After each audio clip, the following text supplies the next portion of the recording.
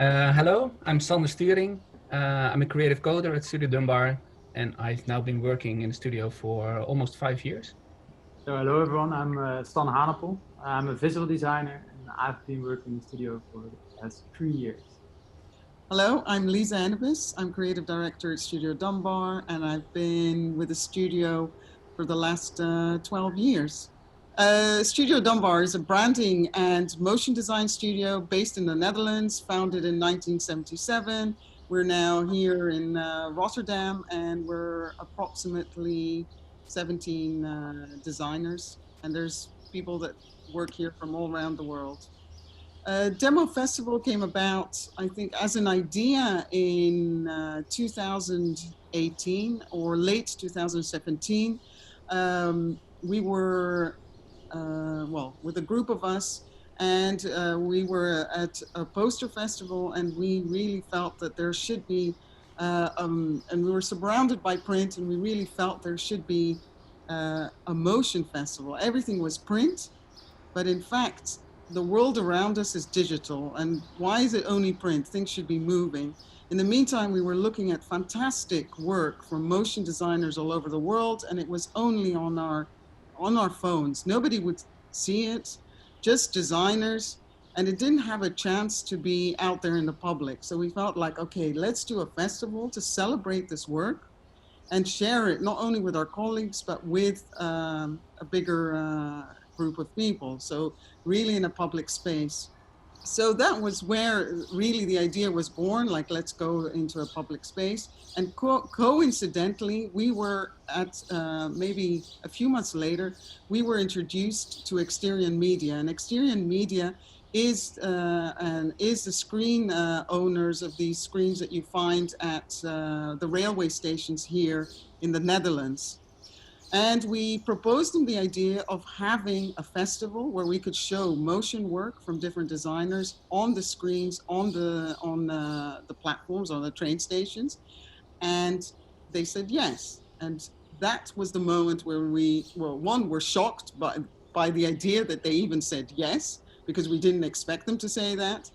And then that's when really the demo festival started. That meant we were going to organize, and we did organize, a festival at Amsterdam Central Station, take over 80 screens, and show motion work for 24 hours.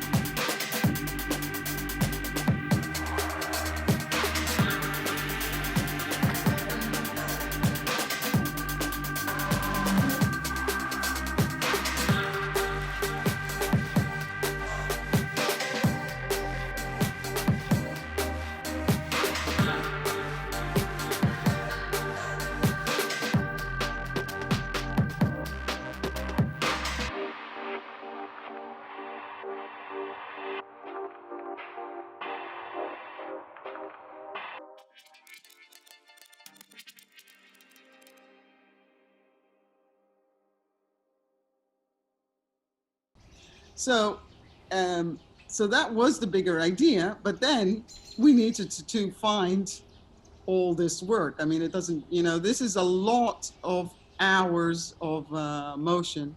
So we created the identity and actually the branding, and that's what the D&AD award is for, the branding for the demo festival. And we had a big call for submission. We received about 3,000 pieces of work from over 70 countries around the world. We made a selection of 400 pieces, and then we curated them and showed them for 24 hours on November 7th on at Amsterdam Central Station. And with the curation, the idea was that it was like a living exhibition, that at 1 o'clock on this platform, you would show this type of work. So you could only see typographic work. And at 3 o'clock, you could see only abstract work. So wherever if you stayed there for 24 hours, you would have a completely different experience and feeling. And what was so impressive, it was just to see a public space that, that we're so used to seeing advertising everywhere. And suddenly it's transformed and it becomes a museum or a gallery. And people are standing in front of the screens that people normally ignore. They're rushing away, go to the station, go to their trains or home. And you suddenly saw people looking at the work of these different designers. So that is in a nutshell what the festival, or how the idea started and how it came about. Yeah, so the brief was to create a visual identity for the festival that really embraces motion, because the thing that we're going to show at the festival was motion from designers of all around the world. The scary thing, of course, was that this was like the highest level of motion that we selected ourselves, and that identity also needed to be at that level for us.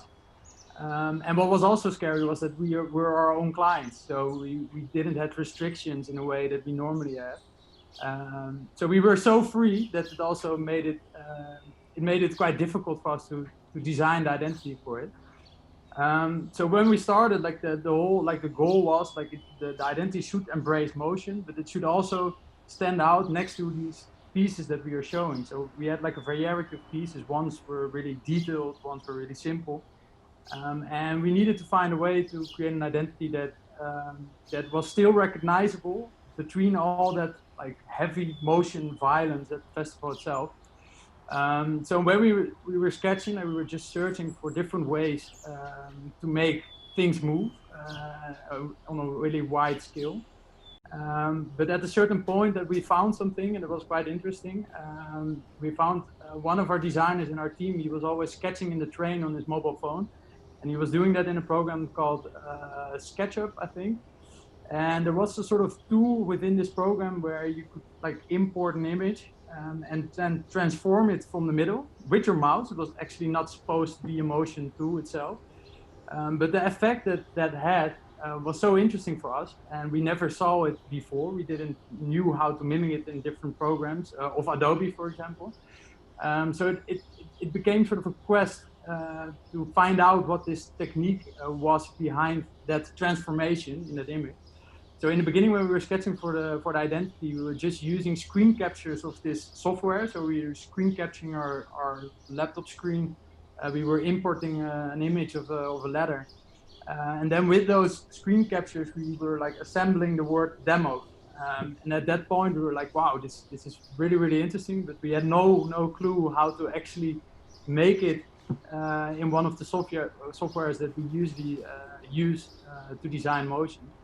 And that's actually where Sander's part came in, because we were trying to mimic it, but we couldn't find the right tool. And he is our creative coder, so we asked like Sander, like, how can we sort of make this effect and also control it in a way, because it was in the other software it was uncontrollable. Yeah, so Stan said there were some technical questions that we wanted to solve. Like we had this idea, and we really liked this idea. We really liked how it looked. Like the interesting thing about, for me visually, was that we transformed all these things on the screen, but the edges were always staying intact. And that's what we really liked, because then we could play around with different sizes, we could put things next to each other or make it always fill up the screen. So we had the screen captures, and I just tried to copy it and make it from scratch in processing. So I started out coding, and actually it took a lot longer than I expected, or that I that I'm wanting to admit, but it was actually quite a big challenge to solve it, because we really had no idea how to do it. In the end, what actually worked was we made a grid. Just as we are designing static things, we also start with a grid. So now with Emotion, we also started with this grid. And at some point, I figured out how I could transform it with my mouse. If I would drag my mouse to a certain point, the whole grid, kind of squished together in that part and stretched out other parts, so it would always fill out the complete space. And filling then that grid with like chopped up image actually we put in.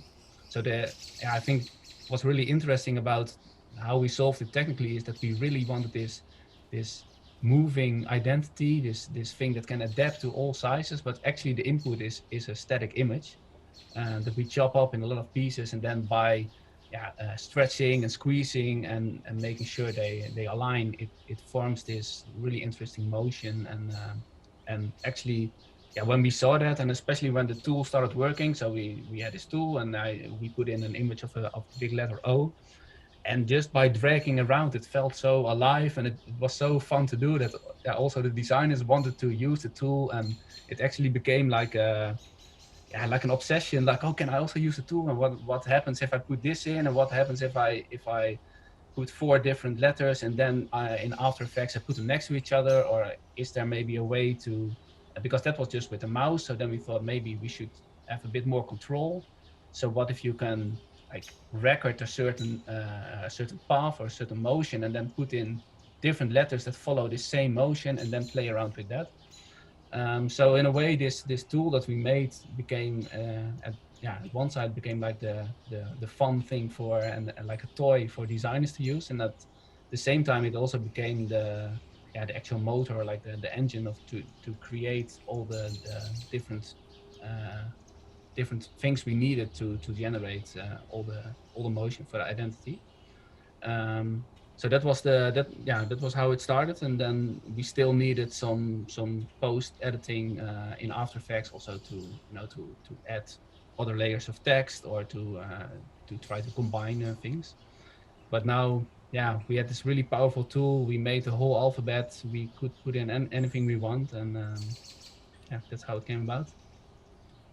So for the website, we needed a website, of course, and what we really wanted to share with the visitor of the website was like this fun part that we experienced when we started using the tool, like dragging around. And even when we were supposed to design something, sometimes you were just playing for a couple of minutes by dragging your mouse around and moving these letters. So we thought, we really have to incorporate this in the website. And one good thing about being partly our own client was, like, normally we have to put the logo quite small in the top left corner. And now we were designing, and especially Stan and me were working on the website, and he said, we should make this logo like the full size of the website. That's so nice, and it's not only a fun gimmick, it's also really embodies the idea and of this moving around of this festival. So that's what we did. We put like the logo full size on the website, and people could play around with the mouse, or on your phone you could use your accelerometer to move, and the whole logo would change.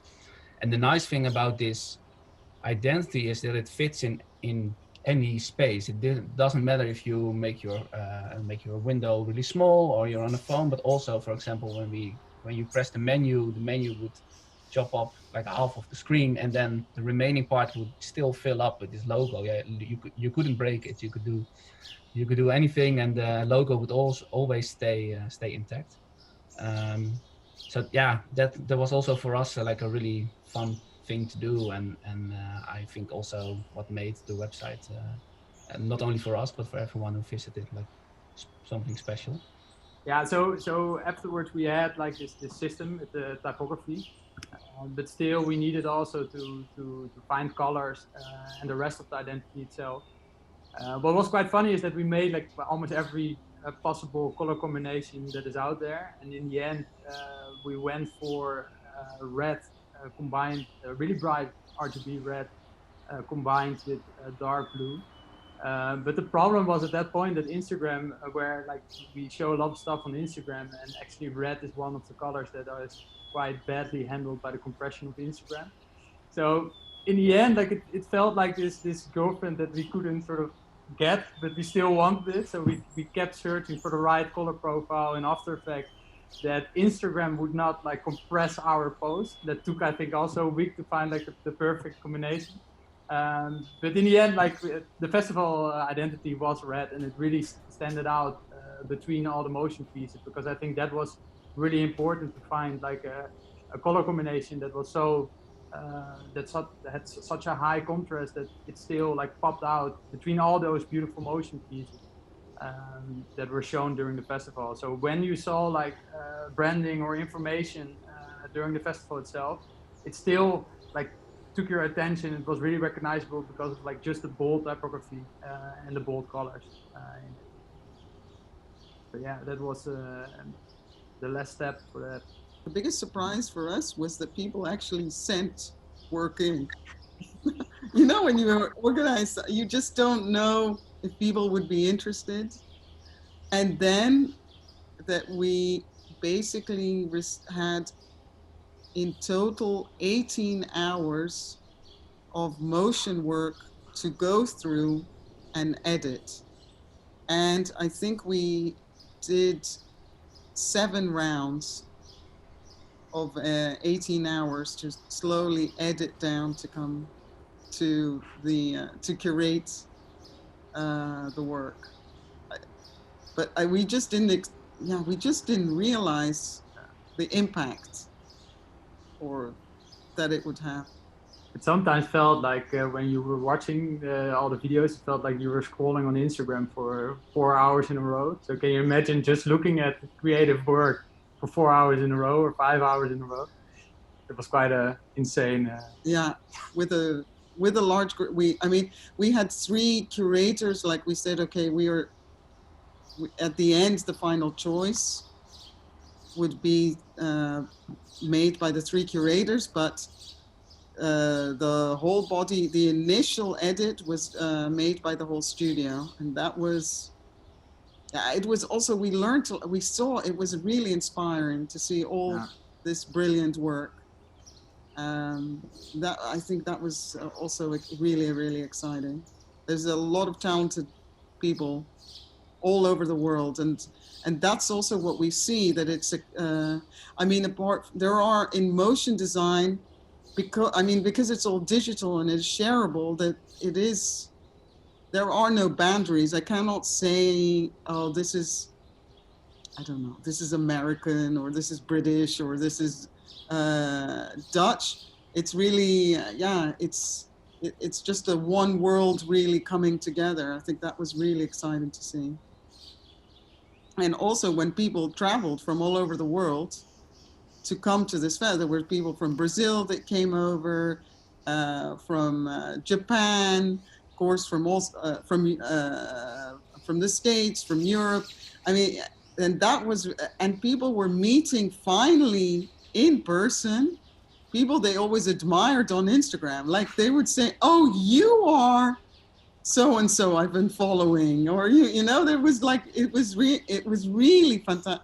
That was fantastic. And also that the general public, you know, suddenly there were, you know, it was somebody that would never see this work would actually come in contact with it, which was great. But the branding, I think, played the biggest role when we had our call for submission. You know, that it wasn't something that stood out and people paid attention to it. And that really helped, I think, to generate also some, to generate an attraction to, or generate more people to have a look.